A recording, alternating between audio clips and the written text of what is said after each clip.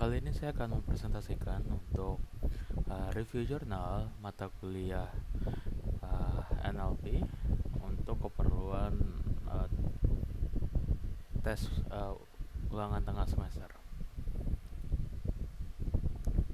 Sebelumnya saya akan memulai dengan pengertian dari LLM terlebih dahulu. LLM adalah Large Language Model, sebuah model kecerdasan buatan yang dilatih dengan dataset yang besar sehingga memiliki kemampuan dalam memahami teks, menjawab pertanyaan, meringkas informasi, menerjemahkan bahasa, dan lainnya.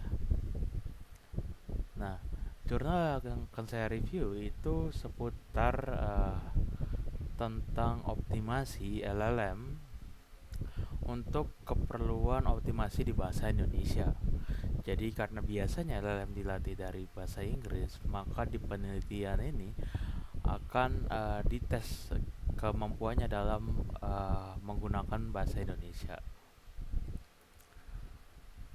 Artikel ini membahas evaluasi kinerja dari 6 model LLM pada tugas berbahasa Indonesia, dan model yang diuji itu ada DeepSeek, Quinn, OpenAI, Pi, Meta, dan Gamma.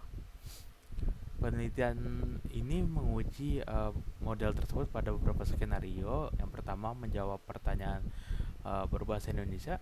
Kedua, membuat kesimpulan. Ketiga, membuat narasi berita singkat. Penelitian ini menilai performa LLM yang telah diperkecil melalui kuantitas GGUF. Sebagai catatan, GGUF itu tuh suatu suatu file tipe di LLM yang bentukannya itu sudah terkompresi sehingga cocok untuk digunakan dengan perangkat yang memiliki keterbatasan hardware. Dan hal ini dilakukan agar dapat dijalankan secara lokal dengan laptop ataupun perangkat yang memiliki keterbatasan. Setiap model diuji pada 3 jenis berbahasa Indonesia, kemudian dievaluasi menggunakan kriteria relevansi jawaban, kelengkapan informasi, kealamian dalam berbahasa, dan juga diukur untuk dapat menyimpulkan suatu data. Hasilnya, OpenAI tampil sebagai model terbaik dengan skor rata-rata 4,8. Model berparameter lebih kecil yaitu cenderung menghasilkan keluaran lebih umum dan kurang gaya berbahasa, kurang detail. Adapun kekuatan dan kelemahan dari jurnal ini, yaitu untuk kekuatannya topiknya relevan dan terkini untuk saat ini, karena di tahun sekarang itu LLM menjadi bagian dari keseharian kita juga. Lalu skenario pengujian yang relevan seperti ada tanya jawabnya, analisis data, dan merangkumkan suatu berita.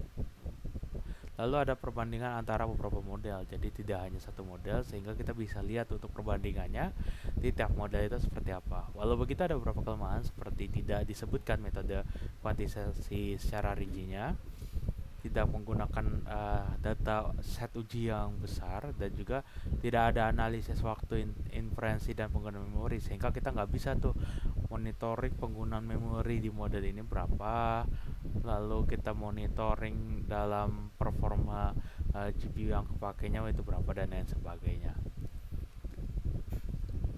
Untuk hasilnya di sini ada urutannya di mana OpenAI itu yang terbaik dan P itu kurang dalam penelitian ini.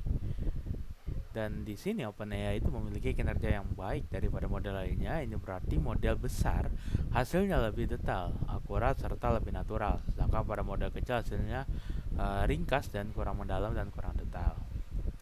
Hasil menunjukkan konsistensi bahwa model besar unggul dalam tugas yang kompleks seperti summary, news writing. Namun jurnal tidak memamparkan beberapa hal seperti perbedaan skornya itu tuh berdasarkan statistik itu seperti apa. Lalu contoh konkret dari perbandingan hasil modelnya pun nggak disertakan. Walau begitu, kesimpulan yang ditarik masih masuk akal dan sesuai dengan tren umum yang ada di ranah LLM. Kesimpulannya, model besar cenderung memberikan kualitas lebih baik. OpenAI adalah model terbaik dari skenario yang diuji saat ini.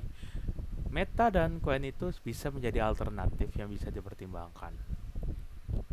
Oke, sekian dari saya untuk review jurnal mengenai LLM. Kurang lebihnya mohon maaf. Wassalamualaikum warahmatullahi wabarakatuh.